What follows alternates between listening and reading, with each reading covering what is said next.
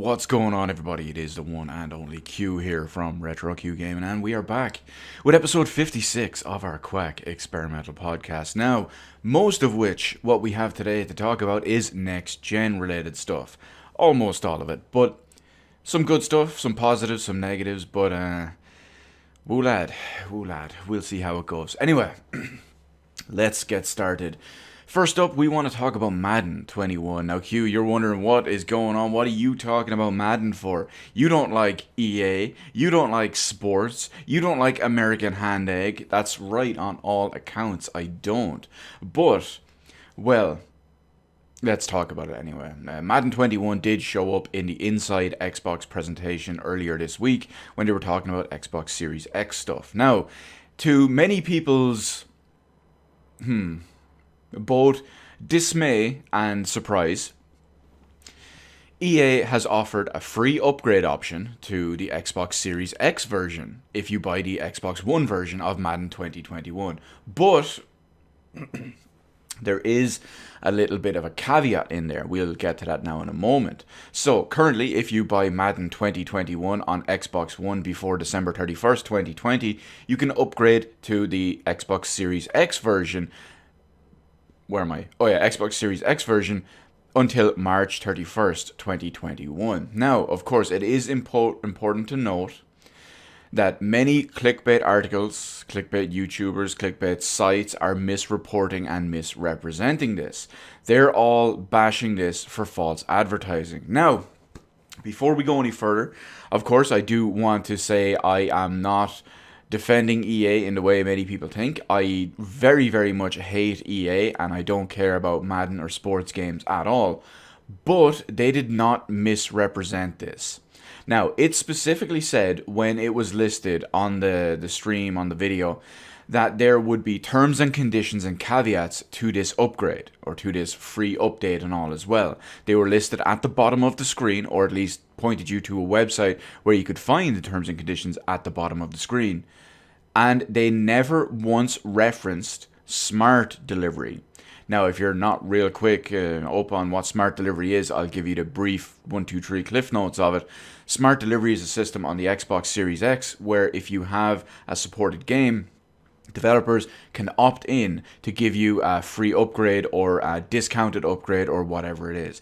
Basically, it's the idea where if you buy, we'll use Cyberpunk 2077 as the example, if you buy the Xbox One version of Cyberpunk 2077, when you put it into the Series X, it will give you the best available version at that time. So, because they have opted to give you the free upgrade, you will get the Xbox One X version on day one because the Series X version will not be available until later. But when the Series X version does become available and you put your Xbox One disc into your Series X, you will get the Series X version for free, including all the next generation benefits that come with it. Higher resolution, hopefully higher frame rate, better quality, effects, assets, textures, etc., etc., etc. This is not a universal platform and is opt-in for developers. Now, because of all of this, we have this amazing thing that we have called the English language. I am huge on pedantics, semantics. We have specific words and specific nuance and specific everything to properly convey anything we mean in any way, shape, form, time, situation, context, whatever it is. The only people who are unhappy about this. Now, I'm not commenting here on the whole principle that EA are opting to not use smart delivery, but I am talking about everyone misrepresenting this whole situation. It's not our fault. I say our as in it's not EA's fault, it's not my fault, as someone of culture and education and who learns how to use their language properly. It's not our fault that you cannot use the language properly, that you blindly rush off and have an emotional response to something like this instead of thinking about it logically, looking at all the context and facts laid out in front of you. Because, well, that's your problem. Now, Anyway, back to the whole thing. So, first off, I am not blaming EA on this. I am not commenting on their whole situation about not using smart delivery, but I am commenting on the whole thing where all the fanboys, the YouTubers, the clickbaiters, the websites, all of that are misrepresenting this entire situation. But it does lead back to one other thing, if you ask me. Microsoft should have made this a 100% non-optional console-wide mandate for smart delivery. Because that would be a huge appeal as a console. Think about it. It would give all your consumers, all your potential consumers, let's say all your existing Xbox One customers, it would give them peace of mind, and it would give them, it would let them rest assured that, hey, I have an Xbox One now, but maybe I don't want to upgrade to the Series X until something else comes out. Maybe the new Gears of War game, which will probably be out in like 2021 or something like that. I don't want to buy it until that, but I still want to buy all these Xbox One games in the meantime.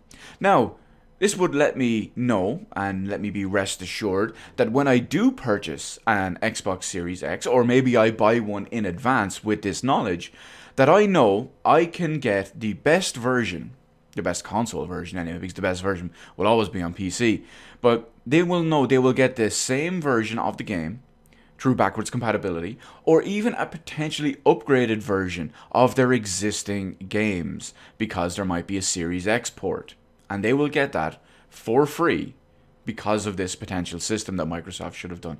That would be a huge deal. There are a lot of Xbox One games out there, even if there's not many Xbox One gamers, but it would let them know, and it would persuade, not persuade them, it would assuage their fears that going forward they are supported, if you will. And that would be a huge appeal to the console. Now, we don't know what's going to happen on the Sony side of it. It's 99.9% sure they're going to have something like this. It would be madness for them not to. But anyway, we're talking about Microsoft, we're talking about Madden, we're talking about EA, we're talking about the Series X. It's not EA's fault, it's Microsoft's. They should have done a complete... Well, it's not even Microsoft's fault, but even though they should have done the whole console-wide mandate, this is fanboys, clickbaiters, journalists who are ridiculously paid for their language which they cannot use correctly. But that's it. That's it.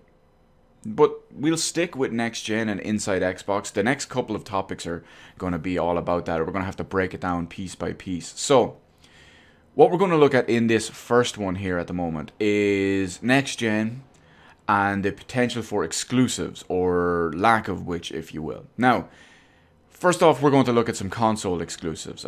Console exclusives, I think it's an awful term. It does not exist really in reality, and it's basically a fancy word for saying multiplat. So, we're looking at Inside Xbox, as we mentioned. They showed many games this week. Pretty much all of them, or in fact I believe all of them, were from third-party developers and third-party publishers. Now, most of which were shown off during this presentation are at least Xbox and PC, and people are saying Xbox console exclusive, which means this is a multi-platform game, not an console exclusive, multi-platform game. But some of them were clarified a bit later after the presentation for either PS5 as well, or for console, next generation and current generation and PC as well. So specifically in this case, since we're looking about the timed exclusivity side of it, we're looking about Scorn. Now, Scorn is the H.R. Geiger inspired horror game at the moment. We haven't seen any gameplay for it yet, but from what we did see with the in-engine stuff and the renders, it looks like it's straight out of Aliens or Prometheus or something like that. Now, also, we're going to look at the Medium, which is a Silent Hill 2 inspired horror game, which I actually... First off, it also incorporates the music by the composer from Silent Hill 2, and when I saw everything, heard the music and all, I was actually convinced it was a new Silent Hill game at the time, and that really set me off. But anyway, both of these games are either temporary, timed exclusive, or temporary timed multi-platform exclusive. That's how it should be. Or some of them are specific in what they say. Now, let me give you an example of this as well. So both of these games that we talked about here were listed as timed exclusives for multi-platforms. Xbox Series X and PC. Now, there were no extra mentions about the medium. People have even followed up after the presentation and asked about the medium as well, and they only ever mentioned specifically Xbox Series X and PC because it's not a console exclusive game, it is a multi-platform game. But Scorn specifically says console exclusive instead of it is specifically said timed console exclusive, if you will. So even though Scorn will be out on PC the same day as Xbox Series X, because it is a multi-platform game, it does imply that it's going to be a timed exclusive before it comes to PS5. Obviously, it will be another platform because it is already a multiple platform game. And console exclusive to me is a completely retarded term. Usually you have, this is in the case of Xbox gamers and Xbox fanboys, where they don't have exclusive games anymore. In fact, probably in the last couple of years, PC has more first-party Microsoft games than, first-party new Microsoft exclusives than the Xbox does. And they will try to take anything as console exclusive as a win, because it is not a win, it is a multi-platform game. If it is an exclusive game, it means you cannot play it anywhere else. Hell, let me give you an example. As much as I love it, Persona 5 is not an exclusive game. It is also available on PlayStation 3, as well as PlayStation 4. So it is a multi-platform game. Oh, but Q, they're both Sony. It doesn't matter. Multi-platform. If I have a PS3, I do not need to purchase a PS4 in order to play that game, because it is on multiple platforms. This applies to everything. This applies to PC games, this applies to Xbox games, this applies to Sony games, this applies to Nintendo games. For example, Legend of Zelda Breath of the Wild is not an exclusive game. It is not a Switch exclusive game because it's on the Wii U. Now, just remember that whatever happens next with these games and what other games and all as well, Sony fanboys, I need you to hang on and keep that energy. Keep that bragging energy that you've been going with the last couple of years while you were using this for Call of Duty DLC, for FIFA Ultimate Team, for Final Fantasy VII Remake's timed exclusivity, all of this stuff. Hang on to that energy you've been using. Don't be hypocrites. I don't believe in you, but still, don't be hypocrites. Now, this can all go back as well to everything else we've seen in this one too. So many of the games in this presentation are multi-platform. Actually, everything in this is a multi-platform game now that I think about it. But what I mean specifically is many of them are also on next generation consoles as well as some even previous generation consoles. What they've done, cleverly, because naturally this is a Microsoft presentation, if you would look at the game, let's just say Scarlet Nexus, for example, which is a Bandai Namco, I suppose you call it anime hack and slash at the moment. We don't have too many details to know if it's an RPG or what, not just yet. But naturally, in this presentation, it just said Xbox. Now, of course, if you check out the press release and the trailer uploaded to Bandai Namco after the Inside Xbox presentation, it also lists PlayStation and PC because, well, you know, they're not going to say all that. They're not going to advertise the other platforms during Microsoft's presentation, if you will. So during these first-party presentations, I say first-party as in the ones organized by Microsoft to say, hey, this is what's coming to Microsoft, or this is what's coming, Sony's ones to say this is what's coming to Sony. Always check and always be vigilant about this, because just because something is shown off initially and revealed initially at one platform, well, it can change drastically in the meantime, because marketing is a bitch. Now, having said all that, we do have one more topic a little bit later to worry about when it comes to marketing and when it comes to this Inside Xbox presentation, but we'll break it up just a little bit. We will hit up a little philosophical discussion, if you will. But this one is about games, so don't worry. Now, this one in particular is about live service games, but not in the same way that we've talked about them recently. What happens with live service games going forward with the generational transition, the likes of Xbox One to Xbox Series X to PlayStation 4 to the PlayStation 5? Now, to me, these, at least providing these games are still supported and still popular and whatnot as well. I mean, we're not going to look at something that has 7 players and worry about that. But this genre of games would be to be honest, the most logical type of games to get the advantages and to get the Series X ports and all as well.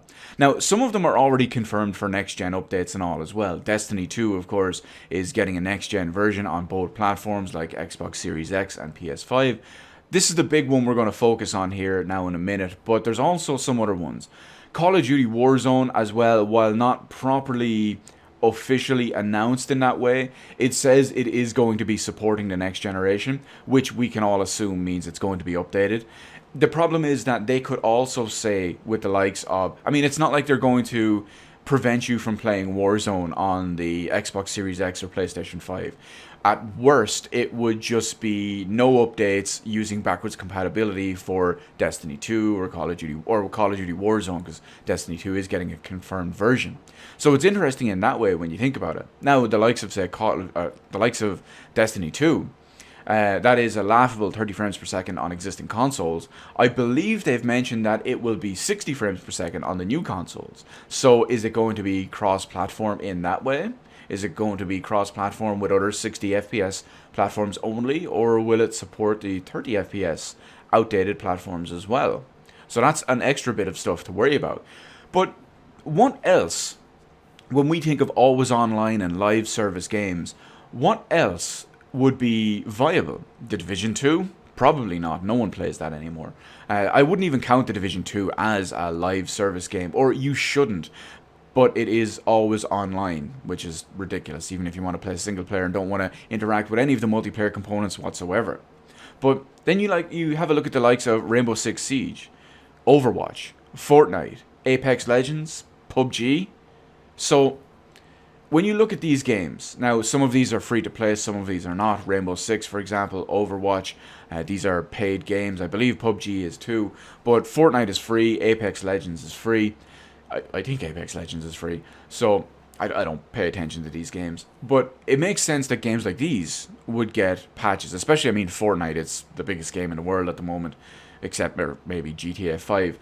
But there is one other interesting thing. Since Destiny 2 is confirmed to be getting one of these updates and one of these upgrades, I don't know how this works on consoles, but I'm going to use the PC version to assume the console version is the same way. Destiny 2 is free to play on PC. I can only assume the base version of Destiny 2 is free to play on consoles. Will they try to charge for a next generation update? Will they try to charge you for the next generation version? Will they only sell, instead of giving you a free update to the next one, which they should do, maybe they only sell a next generation collection. Maybe they sell a Destiny 2 collection, if you will, for Xbox Series X. So you get the Xbox Series X version of the base game and all the DLC and maybe an expansion pass for something. Maybe they will charge you to upgrade all of that. We don't know yet, but I wouldn't put it past these scumbag dipshit companies. Now we can hit up our next topic, which I can only properly introduce and surmise by... Oh shit, here we go again. Because Ubisoft are at it again. Now, year upon year, they keep showing maxed out PC, ungimped trailers. So basically non-console stuff. Usually. And they kept getting called out for it. They claimed that they'd stop, and hell, even for a while they did stop. I recommend everyone goes and looks up a video called Ubisoft Downgrades for amazing comparisons here on YouTube. It's about maybe 12 or 15 minutes long. It's absolutely amazing from what they show off as like an E3 presentation or whatever, and what the final product is like, which basically means what the top-end PC version would have been originally if it didn't have to factor in consoles, and then several years later after they included downgrade. So yeah, that's pretty much it. Now, EA also have done this. You might remember Anthem. Anthem received a massive downgrade from their original showcase to when they actually released it, despite them saying that consoles would not hold it back and it would not be downgraded. Anyway, back to Ubisoft here. So, this brings in a big problem that Inside Xbox presentation had this week. Now, currently, Microsoft hyped up the entire thing as gameplay, next generation gameplay, your first glimpse at next generation gameplay, including what was highly billed as the world premiere of Assassin's Creed Valhalla gameplay. There were literally 2 to 3 seconds of gameplay.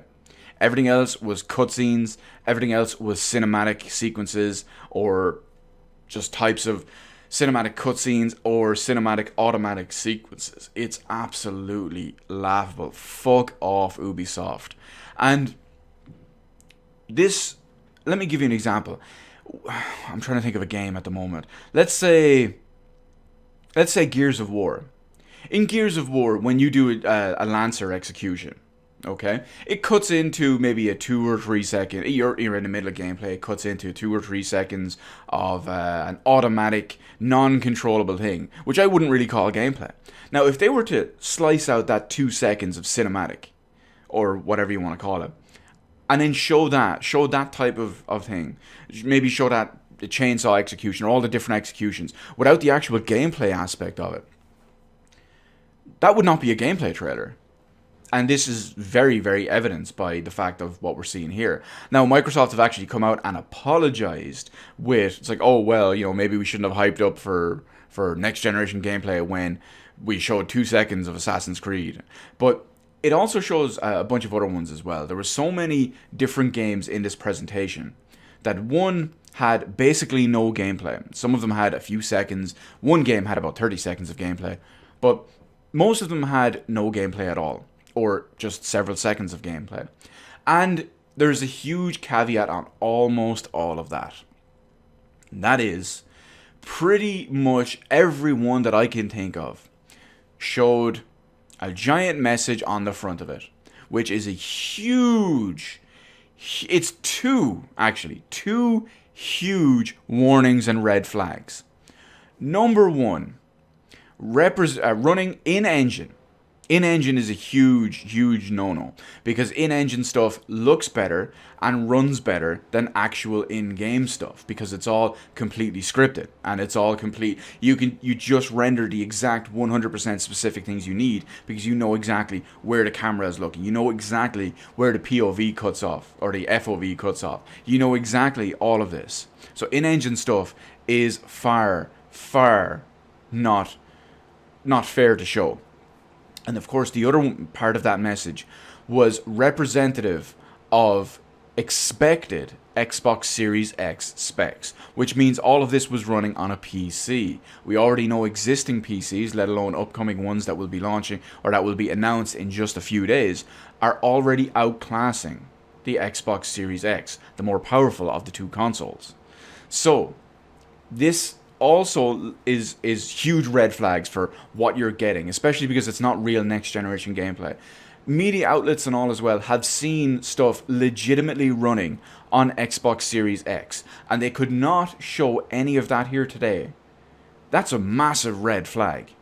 Places like Digital Foundry, Eurogamer, etc., there's multiple other websites, they have specifically come out and said that they have seen games running natively, properly on Xbox Series X hardware. But the fact is they did not show any of that during this presentation.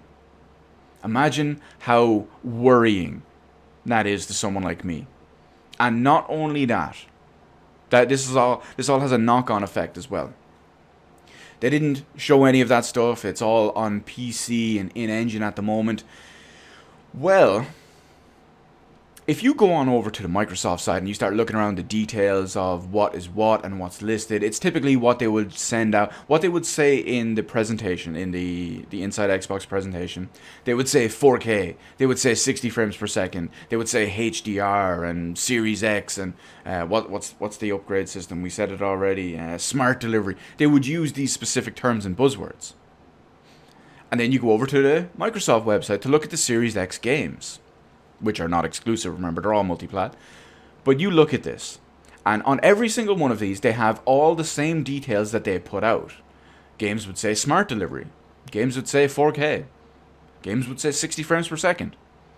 Now, from what we saw today, why do I say today? It was a few days ago. From what we saw, and when you look at everything on the website, as well as the press briefing that was sent out following this, not just the one on the website, not just what was in the presentation, but the press briefing that was emailed out after the presentation, and this ties in with a video I made the other day based on comments that some Microsoft executives mentioned.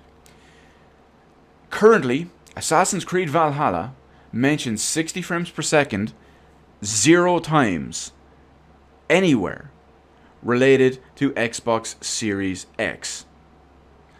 The website, the presentation, the emailed out brief, 60 frames per second is mentioned 0 times. Now, I'm going to plug something here. If you want to see the video about the 30 frames per second comments and all on next generation consoles, I have that video on the channel, as well as the whole Inside Xbox presentation, which I also covered as well. They're both here. They're easy to click out. Just hit videos and away you go.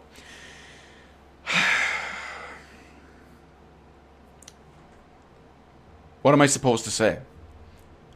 We're 6-ish months prior to launch, and their benefits, their next gen, their everything is already falling apart. Already. It's looking bad. It's looking bad. Between 30 FPS games even being allowed, not having a mandate of 60 frames per second, to these crappy reveals, these 2 seconds of gameplay world premieres. Now, Microsoft have said that they will be holding an announcement conference, an Inside Xbox 2020 as they call it, once a month until the Xbox Series X launches. There will be one next month. It's going to be their E3 replacement, if I remember right. And, well, I'm sure they're going to have a lot of big reveals and big announcements and all in there too. But currently the big one that they have talked about is the one in July, which is going to show off all their first party stuff. Of course, they will not be exclusive games because console exclusive means multi-platform. But they are already not even damage controlling. They're already playing it safe because they are already promising large chunks of gameplay, proper real gameplay, which is promising because I want to see Halo Infinite. I want to see a bunch of other stuff that they might have not announced yet and that they have in the works as well. I don't care about the rumored new Fable, but you get the idea anyway. But overall, Ubisoft, fuck off. Now we can take a quick moment away from all this next gen stuff and talk about the true next gen, the only gen that matters, where the real futuristic advancements and technological advancements are actually made. And we're going to look at some PC stuff, because first off we want to talk about Halo 2 Anniversary. Q, you're mentioning like a fucking 16 or 17-year-old game when you're talking about this. It doesn't matter, it's coming to the most advanced and most powerful and best platform. Because yes, Halo 2 Anniversary in the Master Chief Collection on PC finally has an update and a launch date. So this is really, really important. It will launch on May 12th officially, but it's also May 13th depending on your region. Now it is a worldwide simultaneous launch, but they have done it and changed it around that it's going to be done and rolled out at off-peak hours due to bandwidth concerns because everyone is still at home and all that as well. So key time zones for the launch of Halo 2 Anniversary at the moment, you're looking at May 12th, 8 p.m. Pacific Time, 11 p.m. Eastern Time, and May 13th, 4 a.m. BST, which is basically Ireland and the UK. So, of course, everyone else can extrapolate off that because, naturally, our time is the proper one, and then everyone else is either ahead or behind because we are the proper one. So, yeah, deal with it. Now, naturally, I am looking forward to Halo 2 Anniversary. It is a great game. I will be absolutely rocking the shit out of it as expected. I'll have to do it on Wednesday because it launches at 4 a.m. on Wednesday morning for me. But that just means I get to sit down Wednesday and completely destroy the entire game, probably in one sitting. And of course, I will do this in the best possible way because I play it on the best possible platform. I get to run it at native high resolutions. I will be rocking this bad boy at 2560 by 1440 with uncapped frame rate, mouse and keyboard support, of course, the best way to play a first-person shooter, and meaning, naturally, the best way to play Halo 2 Anniversary. I can't wait for it. We have Halo Reach, we have Halo Combat Evolved Anniversary, we're just about to have Halo 2 Anniversary. Halo 3 looks very far along and they're already talking about publicly testing it, and we know what happens after the public tests. It comes very, very soon. So we will likely have Halo 3, we will have Halo ODST, and then we'll have Halo 4, and we should be ready for Halo Infinite. Although, of course, maybe they'll just ninja launch Halo 5 in the meantime, but we'll get that eventually. It's inevitable, just like me and Thanos, because he did nothing wrong. Now, speaking of the best platform ever and sticking with the best platform ever, naturally, we are going to talk about Mario 64. No, I'm not calling the N64 the best platform ever. What the fuck are you thinking? We're talking about the native PC port of Mario 64. Now, that's right, you heard that correctly. There is a native PC port of Mario 64. It does not use any of the original code or anything like that. What they used, they basically looked at the game and they remade it from scratch. It wasn't imported from the ROM or anything like that. It is remade 100% from scratch, natively in the Unreal Engine on PC. Now, if you go and check out some videos on YouTube for this, you will find many of them out there. You will see it running at very high frame rates. You will see it running at native 4K and all that as well. It looks fantastic. It still looks like Mario 64, just at proper high true resolution and frame rate. Like I said, native 4K, high frame rates. It's a thing of beauty. Now, I couldn't find a source to download this at the time. I know it's up on a certain bay that people from the Caribbean may be in, especially if they live on boats and commit piracy. But these people who made this, they did the smart thing about it. A lot of these fan projects and all, what they would do is they would, maybe what would be 2 or 3 years before launch, they might have like one world completed in the game, and they would put up a trailer for it. And of course, lo and behold, what happens? Cease and desist, they never get to finish it. This was done the smart way. This was done the smart way. What they did is they completed the entire thing fully and properly, and then released it, and then told everybody. Because that way, you know, once something gets on the internet, it never goes away. But yes, it has been cease and desisted by Nintendo since then, of course, for copyrighted use of Mario and whatnot too. But you can still find it. It's still possible to find this. I'm going to have to work on getting it this week. I wasn't really worried about it up until like a few days ago, but I highly suggest everyone check it out. I will likely be working my magic to get it fairly soon. Now that we have all that taken care of, we can move on to the most important segment every week. What's going on? Q, what's up? What's going down? What's the 411? What are you playing? Well, it's not actually that much this week. I'm mainly focused on OG Final Fantasy VII, which is the main real deal at the moment. Feel free to check out that. It's being uploaded maybe 5 or 6 times a week here on the channel, and there's no notifications or anything for it. You can find a playlist or just whatever comes up there too. You will find it easy enough anyway. Most of the time it gets uploaded at 11 p.m. BST, so you can work that from your own one. There are 1 or 2 exceptions, but generally that's when it is anyway. But other than that, I will say I'm getting kind of a little bored of Animal Crossing at the moment. It is it's getting to the point where I'm doing the same thing every day. I have the vast majority of everything laid out how I want it to. I just have to spend time breeding flowers for the proper colors and laying stuff out. But for the most part, I'm about 95% done. So I just have to wait for a couple of things. I have to wait for something to show up in the shop that I want. I have to wait for Crazy Red to show up. I have to dig up my fossils every day to find the last couple of stuff I need. It's getting to be at the very end a very slow process and all as well, and it is becoming a little bit tiresome. But in my pursuit of chill, relaxing games and gameplay, I'm getting back into The Sims 4. Now, I've already had The Sims 4, of course, so I'm finally getting back into that as well for my chill needs as well. I'm going to I have an idea of what I'm going to do in my head. So since every career path breaks into 2 near the end, and typically you'll say, you know, get a specific item or a specific piece of furniture or whatever for getting to a certain level in a certain career path.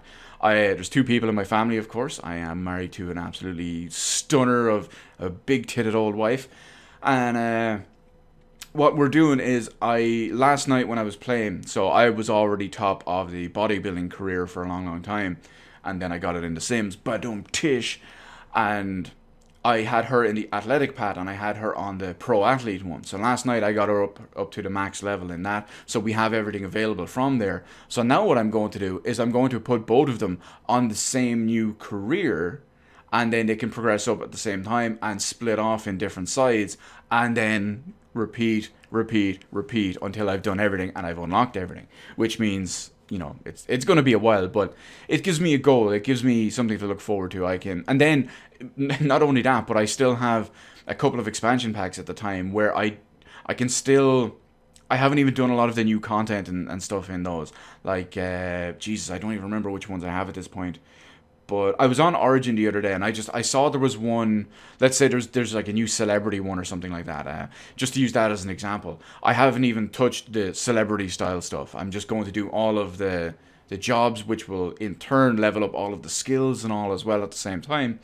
And, well, it'll get me a shitload of money too. And then I'll have everything unlocked, and then I can go fancy and go from there as well. It's gonna be pretty fun. I'm also going to move back on to Trials of Mana. That had just been kind of sitting around in the meantime while I was doing the likes of Final Fantasy VII Remake and cleaning up one or two other games and all as well. But Trials of Mana, I'm going to start playing big and proper in the meantime. And I don't know how long the remake version of it is going to last. I did feel like when I played the demo, I felt like it was very fast. You could move through a lot of the areas and kill the combat and the enemies and stuff a lot quicker than the original game. So I'm not sure how it's going to go. I've already started Hawkeye's story. I might go back and do the other two stories as well. But cute, there's 6 characters. Yeah, but there's 3 stories, 2 characters per story. So I might go back and do all of them. I've done all of them yonks and yonks ago, back in an emulator in like 2001 on the SNES version. But I might go back and do them all in this just to see how it is and how it's changed, as well as get a bit more play out of it too. And of course, Halo 2 as well this week. It'll launch for me, like we covered early on Wednesday morning, so I'm going to spend pretty much most of Wednesday just completely destroying it. It's going to be a bit of a shame, considering next week this coming week will likely be my last COVID weekend, or my last COVID week off. Most likely will be returning to work on the 18th, and I'm instantly going to miss all this time I had to myself and all as well. All the games I've played, all the stuff I've got time to watch, all the everything. I'm going to miss it. I'm really going to miss it. Anyway, in the meantime, of course, I will thank everyone for joining me, hanging out, shooting the shit as we always do, sticking with me through all of this. And of course, if you have any thoughts, comments, questions, opinions, butthurt, salt, praise, whatever it is, leave it all in the comment section below regarding any of these topics. And of course, we'll have a little bit of a jaw jack back and forth about it. Anyway, in the meantime, feel free to hit the appropriate button. Let me know how I did on the video, and while you're at it, why not head over, hit the subscribe button, and even ring the little notification bell. That way you can be one of the people, the many, many, many people, the millions and millions of Q's fans, of course, around the world. Naturally, the most electrifying man in self-isolation. When we upload one of these videos, high quality, amazing little podcast we do every week, every weekend, and of course, you can spite YouTube's efforts to not show you this. Anyway, in the meantime, thank everyone for watching, and remember, winners don't play switch ports.